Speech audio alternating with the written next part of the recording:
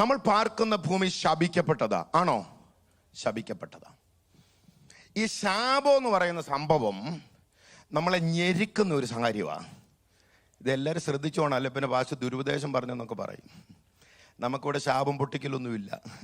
യേശുവിൻ്റെ രക്തത്താൽ വീണ്ടെടുക്കപ്പെട്ട എൻ്റെ ശാപം പൊട്ടിയതാ. വിശ്വസിക്കുന്ന ഒരു സ്വോത്രം പറഞ്ഞേ. പക്ഷെ രക്ഷിക്കപ്പെടുന്നതിന് മുമ്പ് അനേകർ ശാപത്തിന് കീഴിൽ കഴിഞ്ഞവരാ. ആ ലൈഫ് ഒരു സുഖമുള്ള ലൈഫ് അല്ല. എന്നാൽ യേശുവിൻ്റെ രക്തം എൻ്റെ ശാപത്തെ നീക്കി. ഇന്ന് രാവിലെ എൻ്റെ മേൽ സമാധാനമുണ്ട്. ഇന്ന് രാവിലെ നിനക്ക് എന്തെങ്കിലും ആ ഒരു ചിന്ത ആരെങ്കിലും പറഞ്ഞിട്ടുണ്ടെങ്കിൽ എല്ലാവരും ശ്രദ്ധിക്കണം, ഞാൻ ശാന്തമായിട്ട് പറയാം. ആരെങ്കിലും നിങ്ങളുടെ വീട്ടിൽ കാലുകുത്തിയിട്ട് നിന്റെ മേൽ ഈയിടെ എന്നോട് ഒരാൾ പറഞ്ഞു, ഈ ഇടയിൽ എന്നോട് ഒരാൾ പറഞ്ഞു, അത്രയും പറഞ്ഞ് ഞാൻ നിർത്തുക. ആരെങ്കിലും വീട്ടിൽ കാലുകുത്തിയിട്ട് പറയുക ഇപ്പോഴും നിന്റെ മേൽ ഒരു ശാപം നിൽക്കുന്നുണ്ടെന്ന് പറഞ്ഞാൽ നിങ്ങളുടെ പാസ് ഇന്ന് പകൽ മാറ്റമില്ലാത്ത ഈ വചനം ഉയർത്തി കാണിച്ചിട്ട് പറയുക, ഒരു ശാപം നിനക്ക് ഫലിക്കത്തില്ല, ഒരു ദോഷവും നിനക്ക് ഫലിക്കത്തില്ല. യേശുവിന്റെ രക്തത്താൽ വീണ്ടെടുക്കപ്പെട്ട നീ നീതിയോടെ ദൈവത്തെ സേവിക്കുന്ന നിനക്ക് ഒരു ശാപവും ഫലിക്കത്തില്ല.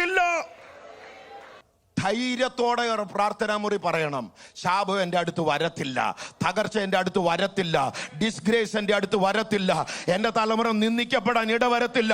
ധൈര്യമായിട്ട് നിന്നെ നാവ് കൊണ്ട് വിളിച്ചു പറയണം.